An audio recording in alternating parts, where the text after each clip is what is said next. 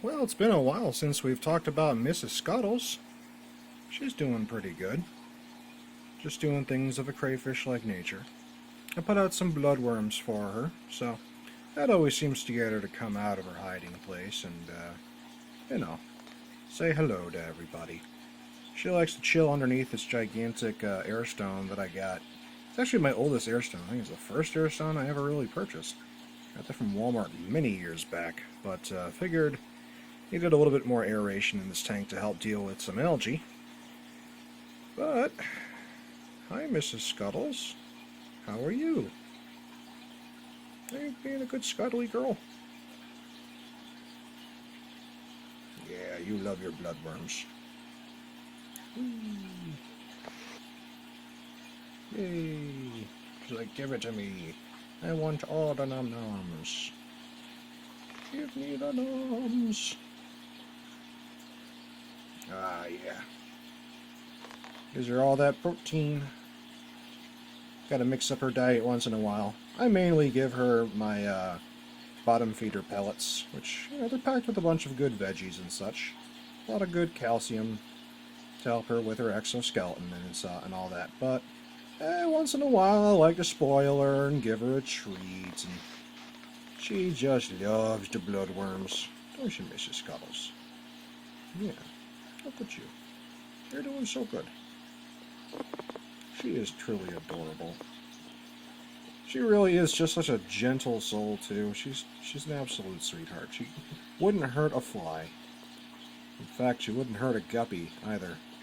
In fact, the guppies terrorize her. That's why there are no more guppies in this tank. And it's kind of sad because it is just her. And it used to be Mr. and Mrs. Scuttles, but Mr. Scuttles passed away when he failed to molt, which is always a bummer, but it is the life of a crustacean.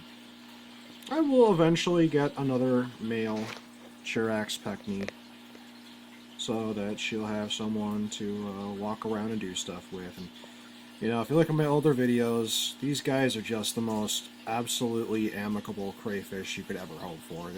They're so gentle. They just non-aggressive. Like I've never seen a crayfish more docile than the Chirax Peckney species that I've kept. And I've kept a variety of different species. Everything from the wild to your tiny little dwarf crayfish. Everything in between. And these guys, super, super chill. They are a bit picky on food, though. I will say that. They demand the best of delicacies. Which is why I've gotten some frozen foods. I've actually never gotten frozen foods before I got her. I never needed to. But, I've never known a crayfish to not love a frozen sweet pea. And she will eat the frozen sweet peas. It's just she likes to mix up her diet. She won't consistently eat the frozen sweet peas. Oh, there it goes. Don't worry, silly. There's tons of them there for you. Yeah, sometimes she'll just take a giant clump and just bring it back into her little hiding space. Such a goofy crayfish. But she's a lovable little fella.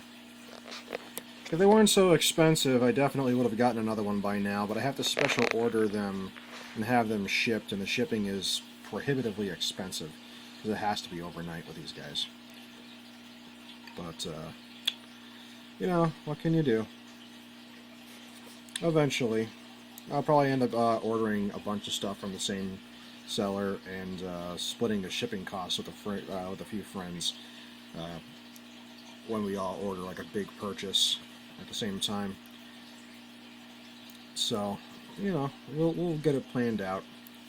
But Mr. and Mrs. Scuttles are just two peas in a pod. More literally than figuratively. They would share a tube. Like, every other crayfish I've ever had, doesn't matter how many hiding spaces you have, they all want the same one.